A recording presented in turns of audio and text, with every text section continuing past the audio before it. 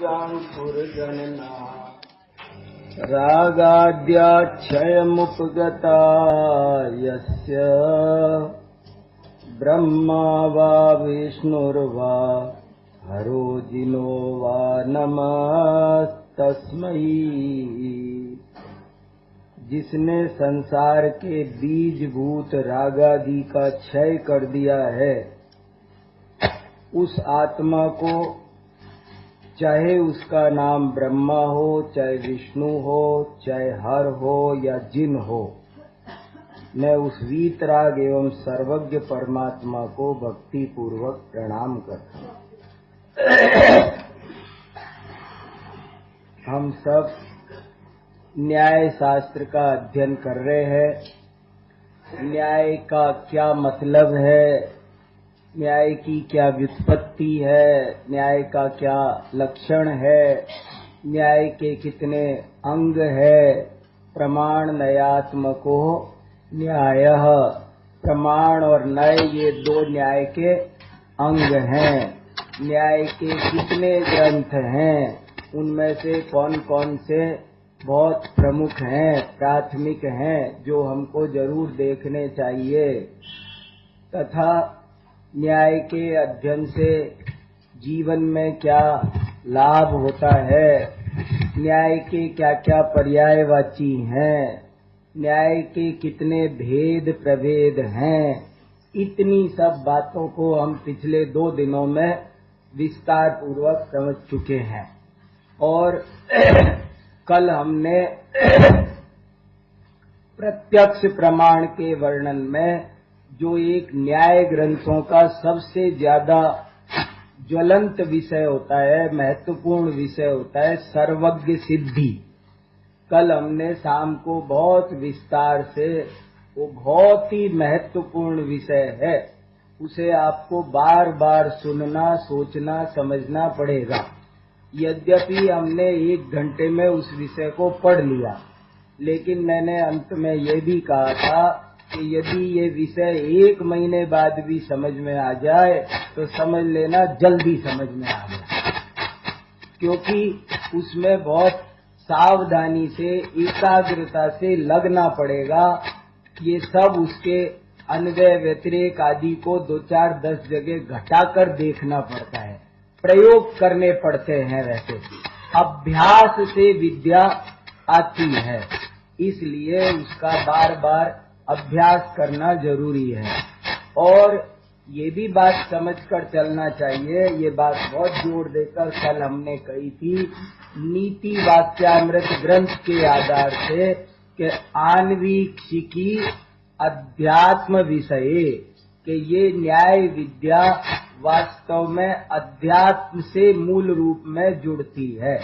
और वो इसलिए जुड़ती है कि न्याय का जो पहला चैप्टर है कि क्या सही लक्षण है, न्याय का जो शुरू का हिस्सा है 25%, चाहे वो न्याय दीपिका का हो, चाहे परीक्षा मुख का हो, वो हमको एक बात सिखाता है जोर दे करके कि चीज को उसके सही लक्षण से पहचानो, उसमें अतिव्याप्ति, अव्याप्ति, असंभव नहीं होना चाहिए। अगर लक्षण दूषित हुआ तो लक्ष्य पकड़ में आने वाला नहीं है, इसलिए लक्षण एकदम निर्दोष होना चाहिए। आत्मा का लक्षण क्या है, पुद्गल का लक्षण क्या है। पुद्गल के लक्षण से आत्मा पकड़ में नहीं आएगा, आत्मा के लक्षण से पुद्गल पकड़ में नहीं आएगा। आत्मा पकड़ना है तो आत्मा का निर्दोष लक्षण समझना पड़ेगा। इसलिए इन चीजों को अध्यात्म पर घटित कर करके भी हमें बार बार देखना पड़ेगा। ये न्याय विद्या वो लौकिक न्याय वाली नहीं है, कोर्ट कचहरी वाला न्याय ये नहीं है। ये न्याय द्रव्यान योग का मुख्य विषय है, ये अध्यात्म का मुख्य विषय है। समय सार, आत्मख्याति आदि ग्रंथों में कदम कदम पर न्याय लगाए गए हैं। आत्मा का राग नहीं है, इसके पीछे कोई न्याय है, और राग आत्मा का है, इसके पीछे भी कोई न्याय है। इस तरह उस सब चीजों को हमें बहुत अत्यंत सावधानी के साथ विवेक पूर्वक मन लगाकर रुचि जगाकर इधर उधर से उपयोग हटाकर नाना प्रकार के धन समाज गजबाज राज तो काज न आवे, ये सब चीजें हमने जन्म जन्म में पाई और छोड़ी, न साथ आई न साथ गई। उनमें से रस हटाकर अगर हमारा रस वहां बना रहा तो हमारा रस यहाँ नहीं लगेगा। बिजली की चमक जैसा ये थोड़ा सा छोटा सा मनुष्य भव है। बहुत अरे मनुष्य भव में भी पहले तो बहुत लंबी लंबी आयु हुआ करती थी। आजकल कैसी आयु है, कितनी सी आयु है, कितने से दुर्बल शरीर है, कोई पता नहीं। आम घड़ों मिट्टी के कच्चे घड़े के समान ये शरीर है। तो ऐसी अत्यंत क्षणभंगुर मनुष्य पर्याय में, अल्प पर्याय में जड़ बुद्धि ही जड़ पदार्थों के पीछे पड़ते हैं। जो विवेक बुद्धि है वो तो इस तत्व ज्ञान में अपने जीवन को लगा देते हैं। दाल रोटी सबको मिल जाती है, पशु पक्षियों का भी पेट तो भरता ही है, रहने के लिए बिल घोंसले जो कुछ है वो उन्हें भी मिल ही जाते हैं। ये पाना कोई उपलब्धि नहीं है। अनेक बार बड़े बड़े पाए और सब पड़े रह गए। शाहजहां ने इतने जगह जगह लाल किले, दिल्ली में भी बनाऊंगा, आगरा में भी बनाऊंगा, ताजमहल भी बनाऊंगा, बड़ी बड़ी बिल्डिंगें खड़ी की, पर आज उसके कुटुंब में कोई एक ऐसा वारिस बच्चा भी नहीं है जो छाती ठोक के ये तो कह दे ये मेरे घरवाले मेरे पूर्वजों का है। कोई ये तो कह दे ये मेरे पूर्वजों का है, क्या रखा है। इसलिए बहुत विवेक से मुझे क्या करना चाहिए, किस काम में मेरा हित है, ऐसा सोच समझ के निर्णय लेना चाहिए। पढ़ने लिखने में जीवन लगाना वही जीवन की सच्ची उपयोगिता है। ज्यादा से ज्यादा पढ़ो, खूब पढ़ो, जितना पढ़ सको उतना पढ़ो। अपना अपना प्राइवेट स्टडी रूम बनाओ, मंदिर में जाके बैठे रहो, पर खूब स्वाध्याय करो। अपनी डायरी बनाओ, नोट्स बनाओ, जो गाथा जो वाक्य जिनवाणी का अच्छा लगता हो उसे लिखो, याद करो, बार बार पढ़ो, मूल ग्रंथों को पढ़ो। कितने ग्रंथ हमारे आचार्यों ने लिखे। कल मैंने कहा न, यदि जन्म के दिन से लेकर मरण के दिन तक निरंतर आए 100 वर्ष की आयु मिल जाए तो भी 36,500, 365 दिन का एक दिन है ना।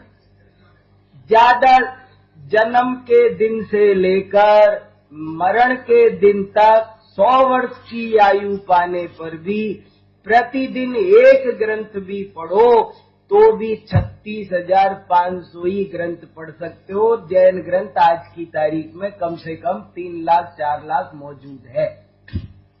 इतनी जिनवाणी हमारी है, हम क्या करेंगे बताया न।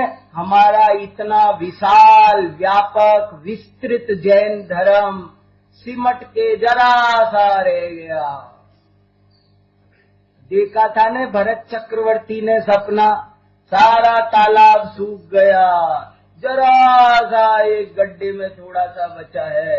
ऐसे ही हम सब सिमट करके जो कभी 100% हुआ करते थे वो अब 1% भी नहीं बचे, आधी %, 1/4% बच गए।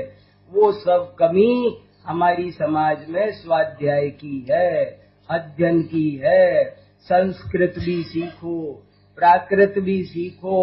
श्रमण संस्कृति के उपासक होकर श्रम से मुंह मत मोड़ो, खूब श्रम करो, खूब परिश्रम करो।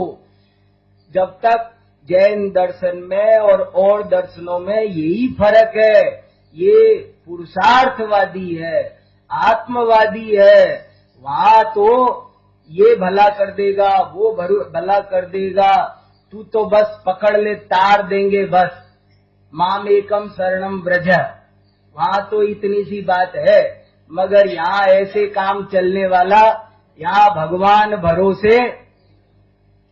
इसलिए बहुत विवेक से आत्मा ही अपना गुरु है, ये मेरी लाइफ है और मुझे इसे अच्छी तरह जीने का पूरा अधिकार है। इस पर किसी का कोई रोक टोक नहीं और इस पर किसी का कोई जोर शोर नहीं। मेरा विनाश और मेरा विकास दोनों ही 100% मेरे हाथ में है। ऐसा सोच के, जाग के, अकेले में शांति से निर्णय करो क्या करना। ये भव के अभाव के लिए मिला है, खाने पीने किसी को नाराजी करने के लिए और कोई विषय भोग के पोषण के लिए ये भव मेरा है नहीं। ऐसे मजबूती से निर्णय करो एकांत में बैठ करके कि सब हुआ, हम किसी का बुरा करते नहीं, बुरा चाहते नहीं, पर अपना भला सोचना हमारा कर्तव्य है। कोई हमें देख के व्यर्थ ही नाराज होता हो तो हम क्या कर सकते हैं, हमें अपना भला तो। जब आप धर्म के स्वाध्याय के क्षेत्र में लगोगे तो अनेक लोग कभी कभी ऐसे ही नाराज से भी, किस को खुश करोगे, कितना जाओगे, कितने भी चले जाना, पेट भरना नहीं है। आप कितने भी अपने बेशकीमती दिन लगाओ, घंटों लगाओ, लेकिन सबके यहाँ सब कार्यक्रमों में जाना संभव नहीं है। हमारा बेशकीमती जिस मनुष्य जीवन का एक एक क्षण चक्रवर्ती और इंद्र की संपदा से भी अधिक कीमती हो, उस मनुष्य भाव के क्षणों को ऐसे ही किसी को खुश करने के लिए बर्बाद करना ठीक नहीं है। आप हाथ जोड़ के एक ही बार कह दो, ना काहू से दोस्ती, ना काहू से बैर, कबीरा खड़ा बाजार में सबकी मांगे खैर। सबका भला हो, हम भले की कामना कर सकते हैं, बस ज्यादा परेशान होने की जरूरत नहीं है। एक और बहुत अच्छा दुआ है, जीवन से मरना भला, जो मर जाने कोय, मरने पहले जो मरे, अजर अमर वह होए। फिर सुनो, जीवन से मरना भला, जो मर जाने कोय। जीने से तो मरना बढ़िया है, लेकिन आपको मरना आना चाहिए। कि क्या आना चाहिए? कि मरने पहले यदि मरे, अजर अमर वह होए। मरने से पहले मर जाओ ना, थोड़े दिन पहले मर जाओ ना, कह दो सबसे मैं मर गया। अब मर गया तो जाते फिरोगे, वो मर गए ना, हम बता दो ना मर गए, क्या है? काय को परेशान होना। अध्ययन करो तम्मा सत्थम समधिदव्वम। कुंदाचार्य ने बहुत जोर देकर पूरा कंक्लूजन निकाल के अपने जिंदगी का कहा, यदि मोह नाश करना हो तो अहर्निश स्वाध्याय करो, अहर्निश स्वाध्याय करो। अगर मोह नाश करना हो तो अहर्निश 24 घंटे स्वाध्याय करो और अच्छे से करो, ईमानदारी से करो, डरो भी मत। न भय हो, न आशा हो, न चिंता हो, न फिकर हो, न पक्षपात हो, न संकीर्णता हो, न आग्रह हो। ईमानदारी से क्या कहना चाहते हैं, सही है कि गलत है, सही है तो कैसे है, गलत है तो कैसे है, क्या करूं, कैसे जीवन में उतारूं, कैसे समझूं अपने को, ऐसे अपने जीवन को संभालो। कुंदाचार्य ने समय सार की तीसरी गाथा में घोषणा की कि 3 लोक में सबसे सुंदर अपना आत्मा है, इसे संभालो। 3 लोक में सबसे सुंदर अपना आत्मा, मेरी लाइफ से ज्यादा कीमती मेरे लिए 3 लोक पूरा का पूरा तराजू के दूसरे पलड़े में रखो और एक पलड़े में दूसरे में अकेला मैं, फिर भी मैं भारी। I is always capital. ये बहुत बड़ी क्रांति थी कि पर दव्वा दो दुख गई। बहुत बड़ी क्रांति थी। इस लाइन का कोई मुकाबला नहीं। ये एक लाइन समझ में आए, कुंदाचार्य ने जोर देकर कहा, पर दव्वा दो दुख गई। पर की तरफ लक्ष्य जाएगा तो दुर्गति होगी।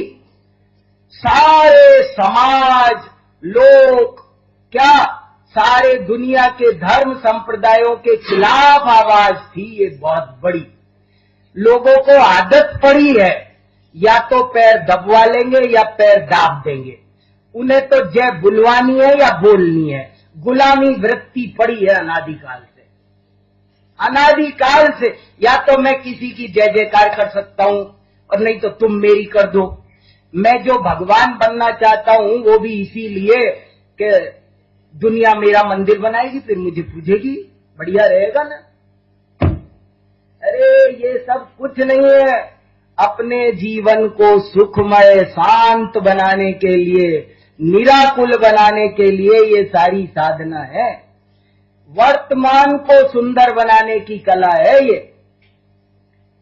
इसलिए बहुत अच्छी तरह सावधानी से अपने जीवन को चलाना है, इधर उधर गंवाना नहीं है।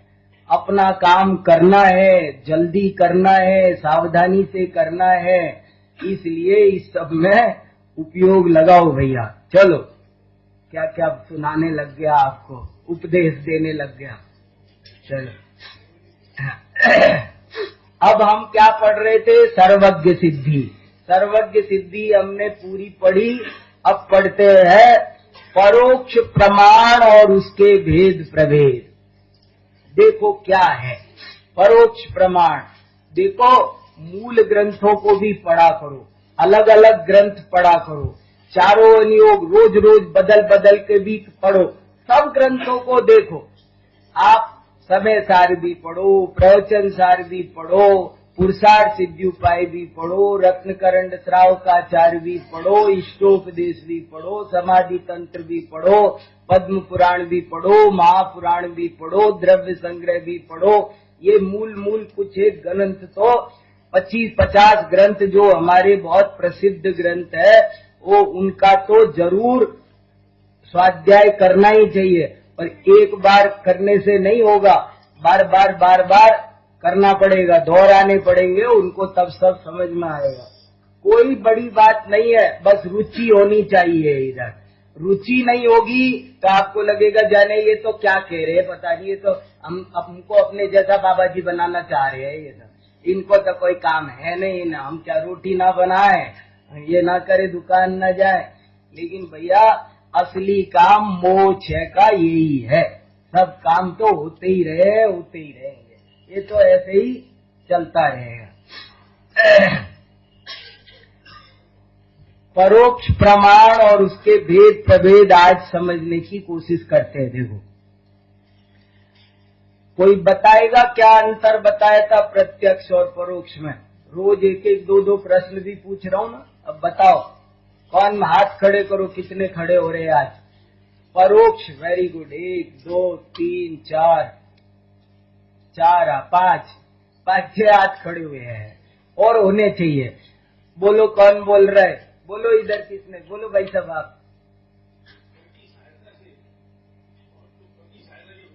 वेरी गुड, बहुत अच्छा। परोक्ष और प्रत्यक्ष में ये अंतर है।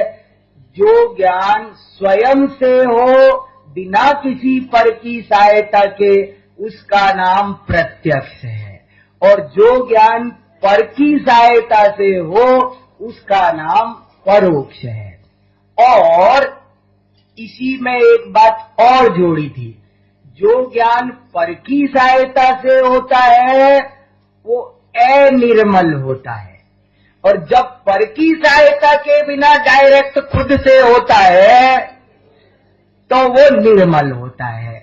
मुझे किसी ने कुछ कहा, इन्होंने कहा कि वहां पर पुलिस खड़ी है, तो मैंने आपसे कह दिया वहां बाहर पुलिस खड़ी है, लेकिन वो ज्ञान मेरा निर्मल नहीं है। क्यों? क्योंकि मैंने खुद पुलिस नहीं देखी है, मैंने इनके कहने से आपको कह दिया है, और अगर खुद देखा होता तो प्रत्यक्ष है। अब इसमें भी जरा सी एक और टेढ़ थी, वो भी ध्यान में होगी नहीं, मैं फिर रिवीजन कर देता हूं कि खुद का मतलब क्या, खुद देखा स्वयं से हो, इसका क्या मतलब?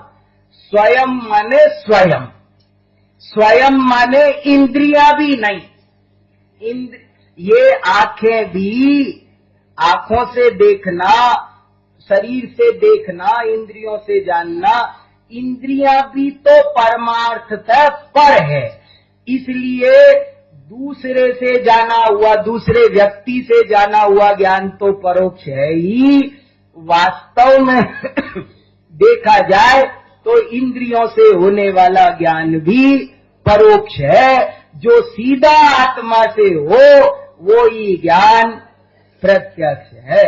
लेकिन हाँ, दुनिया में इंद्रियों से होने वाले ज्ञान का भी वैसी परोक्षता नहीं है जैसी दूसरे के होती है। वो लोक में समव्यवहार का कारण तो बनता ही है। इसलिए इंद्रियों से होने वाले प्रत्यक्ष ज्ञान को भी सामव्यवहारिक प्रत्यक्ष के नाम से चला दिया। व्यवहार से मेरा घर तो मेरा है ही, जो दिल्ली में है, मगर मनोज भैया का घर भी मेरा ही है। अभी रुका हुआ हूँ यहाँ, तो कह सकता हूँ कि नहीं, आओ ऊपर आओ मेरे घर। अब मनोज भैया नाराज होंगे, आपने कैसे बोला अपना घर? नहीं, तो ये व्यवहार है। तो ऐसे ही इंद्रियों से होने वाले प्रत्यक्ष को व्यावहारिक सामव्यवहारिक प्रत्यक्ष कहते हैं। अब चलो, जो अविशद या अनिर्मल सम्यक ज्ञान है वह परोक्ष प्रमाण है। देखो, सम्यक ज्ञान शब्द लगाया, ज्ञान नहीं लगाया। ये भी बात याद रखना, फिर याद दिलाता हूं। ज्ञान, ज्ञाता, ये व्यक्ति, ज्ञान फल, इनको न्याय में प्रमाण, प्रमाता, प्रमेय, प्रमिति और प्रमाण फल कहते हैं। और क्यों कहते हैं? रीजन है बहुत बड़ा कि ज्ञान तो दोनों तरह का हो सकता है, सही भी गलत भी। ज्ञाता तो कोई भी है, जिसने जाना वो ज्ञाता है, लेकिन प्रमाता वो है जो वास्तव में सत्य जानता है। ज्ञान में और प्रमाण में क्या फर्क?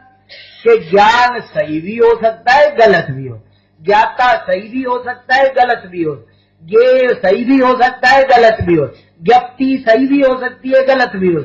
लेकिन प्रमिति, प्रमाता वो 100, जो सही जाने सो प्रमाता है, जो सही जाने सो प्रमाण है।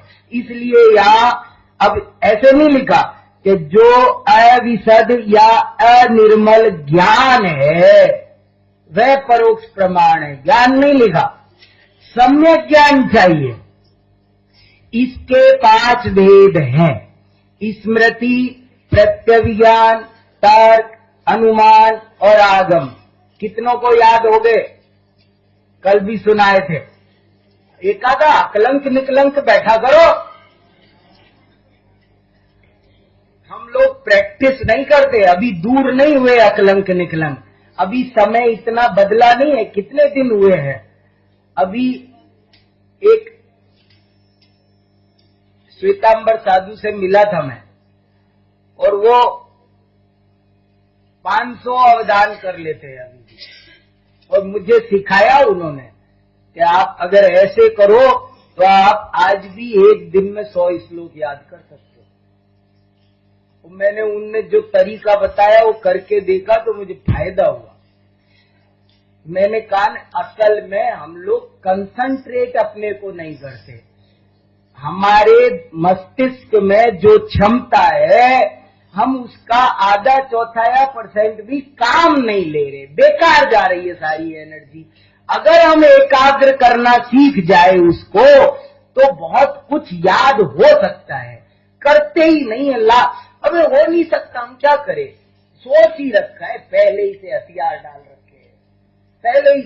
डाल रखे हैं, तो कोशिश करो तो हो सकते हैं। कैसे नहीं होगा याद, ऐसे सोचो तो होता है। करना चाहो तो जो चाहो, अगर सही इच्छा हो तो, और फलवती न हो तो ब्रह्मांड को शून्य, 14 ब्रह्मांड को शून्य होना पड़े। इसलिए कोशिश तो करो। परोक्ष प्रमाण के 5 भेद हैं, स्मृति, प्रत्यभिज्ञान, तर्क, अनुमान, आगम।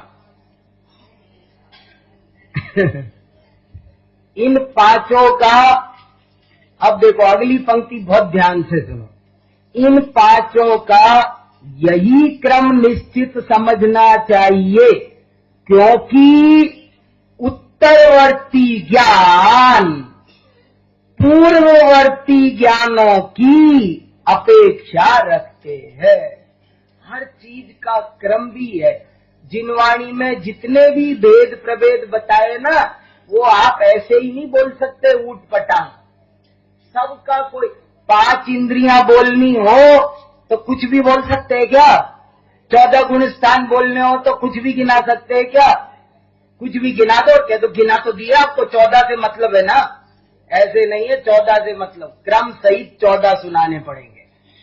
क्रम से 5 इंद्रियां, 3 लोग के भी नाम सुनाने हो ना, तो ऐसे कुछ भी ऊट पटांग नहीं बोल सकते आप, उसका क्रम है, आपको उस क्रम में सुनाना पड़ेगा। 3 योगों का नाम सुनाना है तो उसका एक क्रम है, सब चीजों का एक क्रम है, और उस क्रम के पीछे बहुत बड़ी बात होती है, और यहाँ भी इनका क्रम है, और उस क्रम के पीछे बहुत बड़ी बात है। और वो बात क्या है कि पहले ज्ञान के बाद जो दूसरा आया है, उस दूसरे को पहले की जरूरत पड़ती है, तीसरे को शुरू के 2 की जरूरत पड़ती है। जैसे इंद्रियों में क्रम है ना, जैसे मान लो हमने कोई जीव ऐसा देखा कि हमें उसके कान तो दिख गए और हमें उसकी आंख वाँख नाक नहीं दिखी, तो भी आचार्यों ने कहा तुमको 5 इंद्रियों का क्रम मालूम है? तो कान किसके होते हैं? कि कान है तो समझ लो कान बिना नाक के आंख के हो सकते नहीं, ऐसे समझो। तो ऐसे ही यहाँ ये समझा 5 ज्ञान क्रम से, स्मृति, प्रत्यभिज्ञान, तर्क, अनुमान और आगम। तो कैसे होगा? तो देखो ये कहा ना, उत्तरवर्ती ज्ञान पूर्ववर्ती ज्ञान की अपेक्षा रखता है, माने स्मृति पूर्वक प्रत्यभिज्ञान होता है। इसके 5 सेंटेंस बनाता हूं, अब ध्यान से देखना। स्मृति पूर्वक प्रत्यभिज्ञान होता है, स्मृति और प्रत्यभिज्ञान पूर्वक ही तर्क होता है, स्मृति प्रत्यभिज्ञान और तर्क पूर्वक ही अनुमान होता है, स्मृति प्रत्यभिज्ञान तर्क और अनुमान पूर्वक ही आगम। ये इसका मतलब है। देखो, यथा स्मृति को पूर्व प्रत्यक्ष की अपेक्षा होती है, प्रत्यभिज्ञान को प्रत्यक्ष एवं स्मृति की अपेक्षा होती है, तर्क को प्रत्यक्ष स्मृति एवं प्रत्यभिज्ञान की अपेक्षा होती है, और आगम को शब्द संकेत आदि की, माने पूरे पांचों की, पुराने चारों की अपेक्षा होती है। कल थोड़ा सा इनकी परिभाषा बताई दीदी, आप इनको अच्छे से अब खुद सोचो। स्मृति को पूर्व प्रत्यक्ष की जरूरत है। जैसे मैं कहूं मुझे याद आ रही है, आप पूछो किसकी, पता नहीं किसकी आ रही है, ऐसा हो सकता है। याद आ रही है पर किसकी आ रही है? अरे याद आ रही है, याद उसी की आ सकती है जिसका पहले प्रत्यक्ष हुआ हो। जिसका पहले प्रत्यक्ष नहीं हुआ हो उसकी स्मृति नहीं हो सकती। और प्रत्यभिज्ञान किसका होगा? तुलना, वर्तमान में कोई चीज हमने देखी और हमने तो उसकी तुलनात्मक ज्ञान का नाम प्रत्यभिज्ञान है। वो कैसे होगा कि हमने पहले की चीज की स्मृति भी आनी चाहिए, तभी ना होगा। और स्मृति तब होगी जब प्रत्यक्ष होगा। तो प्रत्यक्ष भी चाहिए, स्मृति भी चाहिए, तब प्रत्यभिज्ञान होगा। तर्क कब लगेगा? जब स्मृति भी हो, प्रत्यभिज्ञान भी हो, तब तर्क लगेगा। अनुमान कब चलेगा? जब स्मृति, प्रत्यभिज्ञान, तर्क तीनों काम में लो, तीनों से मिलकर अनुमान बने। ऐसे पांचों के पांचों बनते हैं। देखो जो ज्ञान पूर्वानुभूत वस्तु को वह इस रूप से विषय बनाता है उसे स्मृति कहते हैं। प्रत्यक्ष दर्शन, और ये दर्शन माने देखना, ये सिंपल दर्शन का मीनिंग देखना है। प्रत्यक्ष दर्शन और स्मृति के संकलन रूप ज्ञान को प्रत्यभिज्ञान कहते हैं। प्रत्यभिज्ञान अनेक प्रकार का है, वो सब कल बता दिया था आपको। एकत्व प्रत्यभिज्ञान, सादृश्य प्रत्यभिज्ञान, वैसादृश्य प्रत्यभिज्ञान, प्रातियोगिक प्रत्यभिज्ञान आदि। प्रत्यक्ष दृष्ट और स्मृत, दृष्ट स्मृत समझ में आ रहा है कुछ? दृष्ट माने देखा हुआ, ये सब थोड़ा थोड़ा थोड़ा थोड़ा, कभी एक आधा बार ऐसे, जैसे 3 दिन की ये क्लास लगी, ऐसे 3 दिन की कभी संस्कृत की लगे, कभी प्राकृत की लगे। 25-50 लोग जो बहुत गहरी स्टडी करना चाहते हो उनके लिए गहरी स्टडी का इंतजाम बने रहना चाहिए। गहरी स्टडी की दुकान भी, जौहरी की दुकान भी खुली रहनी चाहिए, किराने की तो खुली रहती है, कभी कभी ये भी, कभी कभी ये भी चलनी चाहिए। प्रत्यक्ष दृष्ट, दृष्ट माने देखा हुआ। दृश्य धातु को भूतकाल का प्रयोग बनाना हो तो ता प्रत्यय लगा देते हैं। भुक्त, भुक्त माने खा लिया गया, भोगा गया। पीत माने पी लिया, ऐसे ता प्रत्यय लगा दिया, भूतकाल बन गया। दृष्ट माने देखा हुआ, स्मृत माने याद किया हुआ। दृष्ट और स्मृत वस्तुओं में एकत्व, सादृश्य, वैसादृश्य और प्रतियोगित्व। प्रतियोगित्व खूब समझाया कल। प्रतियोगी माने कंपटीशन, इससे बढ़िया ये है, इससे बढ़िया ये है, इससे एक ही रैंक में उनको लगा देना कि ये पहले नंबर पर है। 5-10 के एक बैच में 50 बच्चे पास हुए, लेकिन फिर भी उनमें रैंक बनाते हैं, क्योंकि पास तो सब एक है।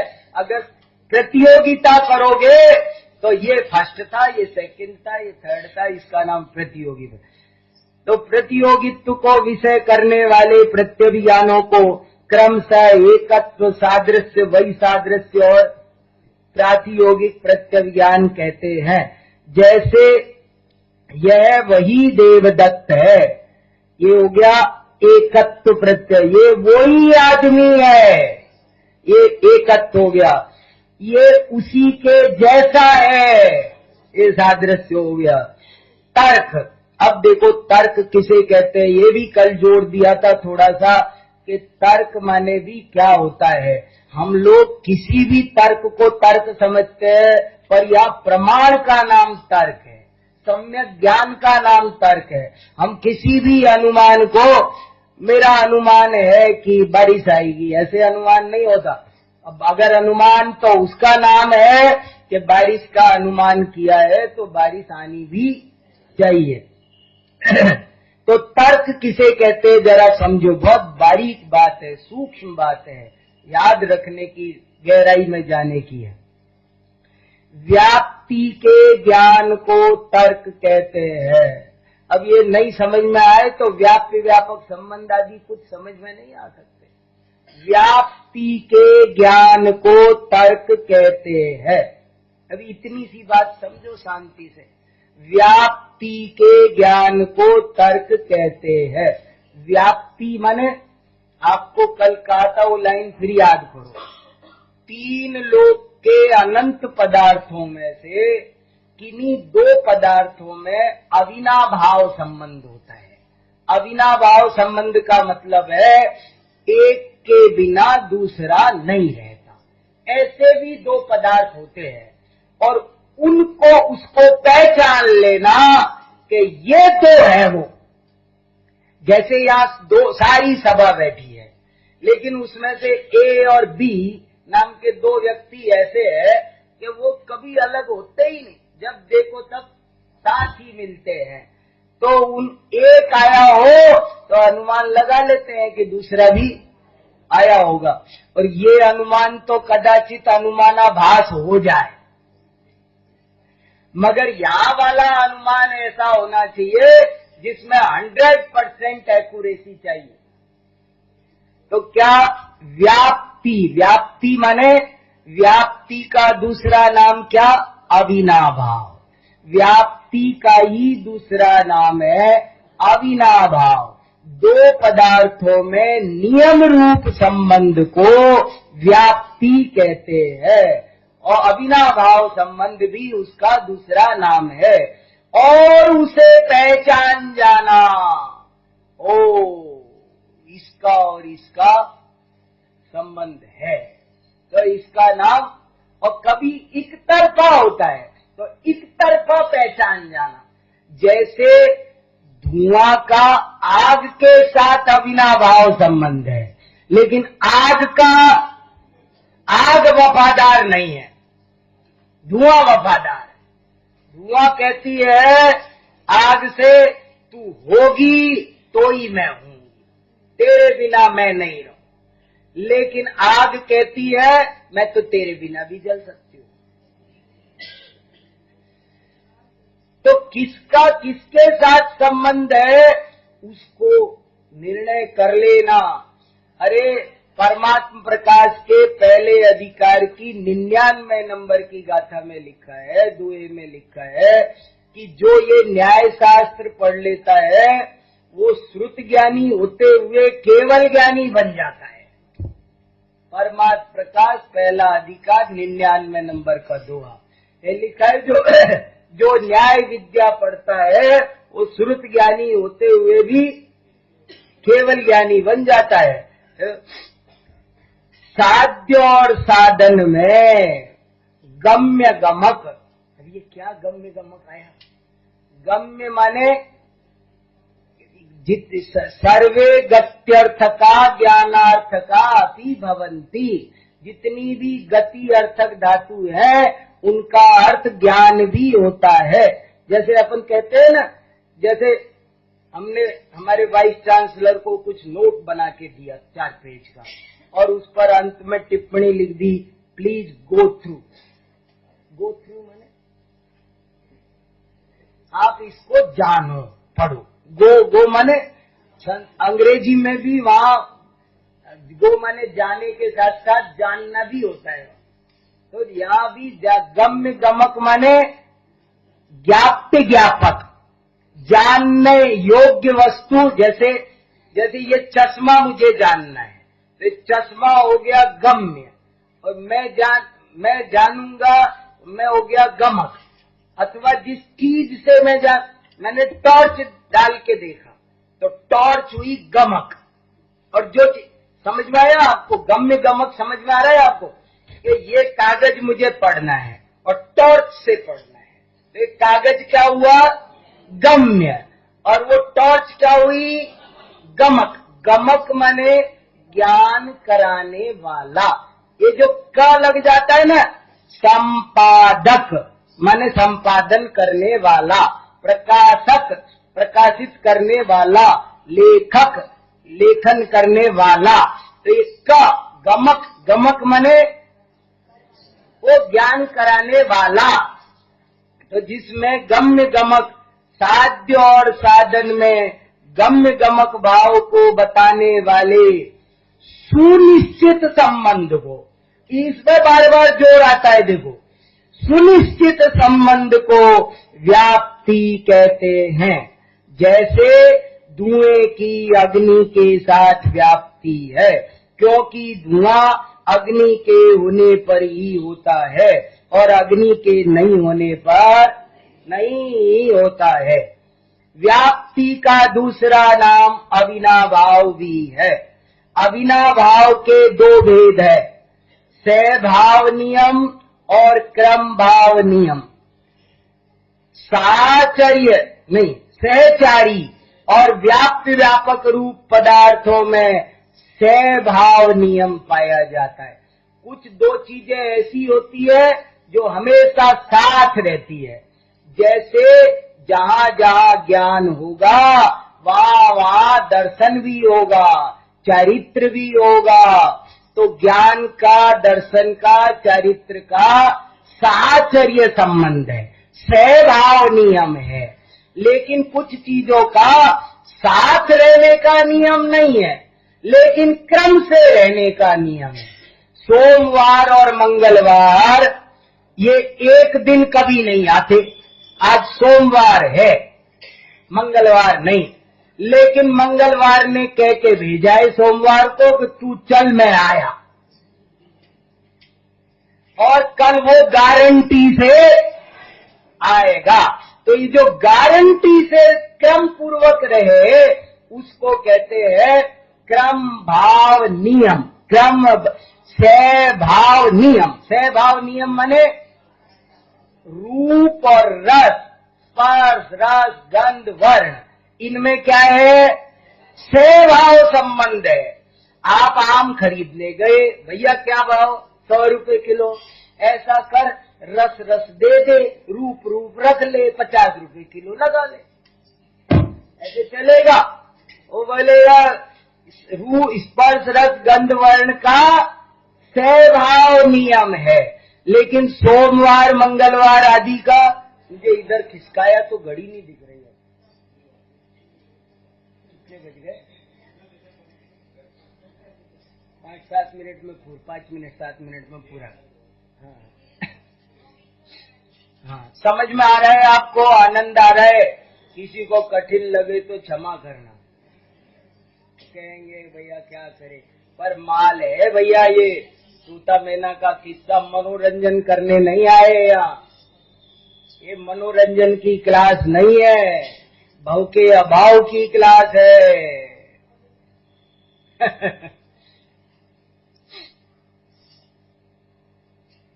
ये देखो, युवक युवतियां खूब मेहनत करे तो कितना सीख सकते हैं। कल सुनाया राजकुमार जी युक्त अनुशासन का एक श्लोक। युक्त अनुशासन में लिखा, हे जिनेंद्र, यदि कोई सुयोग्य वक्ता मिल जाए तो आज इस कलकाल में भी पूरे विश्व में आपके शासन का एक छत्र साम्राज्य हो सकता है। और आज जो कुछ रास दिखाई देता है उसका एक ही कारण है, सुयोग्य वक्ता का अभाव। बताओ, ऐसे सारा ठीकरा हमारे ऊपर फोड़ा, हमारे पे। समंत भद्राचार्य को और कोई गलती नहीं दिखाई दी। उन्होंने कहा, इस युग में, इस कलिकाल में जो धर्म का ह्रास हुआ है सो एक ही कारण है, योग्य समझाने वाला नहीं है। और अगर आज भी सुयोग्य वक्ता मिल जाए तो इस कलिकाल में पूरे विश्व में आपका शासन एक छत्र साम्राज्य स्थापित हो। ये सब पढ़ने की जरूरत है, मेहनत से सब आएगा। लेकिन तो दो तरह का संबंध हुआ, सहभाव नियम और क्रम भाव नियम। सहचारी और व्यापक रूप पदार्थों में सहभाव नियम पाया जाता है, जैसे रूप और रस में, अथवा नीम और वृक्ष में सहभाव नियम है। पूर्वोत्तरचारी मतलब क्या? पूर्वोत्तरचारी माने क्या कि पूर्वचर और उत्तरचर मिलकर शब्द बना दिया पूर्वोत्तरचारी। जो पूर्व में रहता है और उत्तर में रहता है। उत्तर माने वो उत्तर दिशा नहीं, पूर्व माने पहले, उत्तर माने बाद में। जो पहले रहता है बाद में रहता है, और उनको उन दो पदार्थों को कहते हैं पूर्वोत्तरचारी।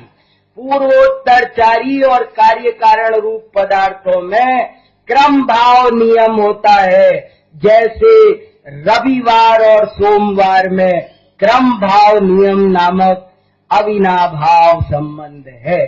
तो इसका नाम तर्क है। अगर सही ज्ञान हो जाए व्याप्ति का, अविनाभाव का, तो हम सही तर्क कर सकते हैं। तब हम हमारे दुख का असली कारण क्या, अब खोजो, तर्क अब लगाओ।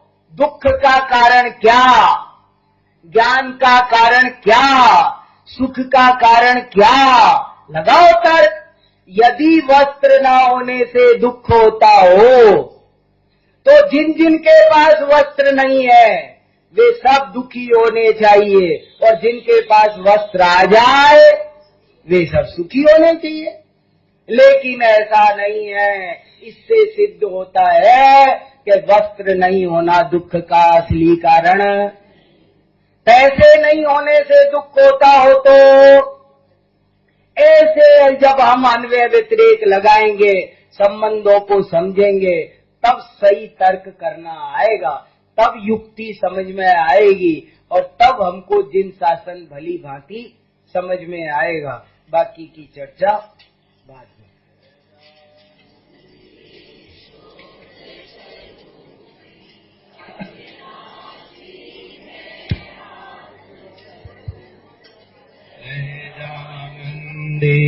शुद्ध स्वरूपी अविनाशी हूँ आत्म स्वरूप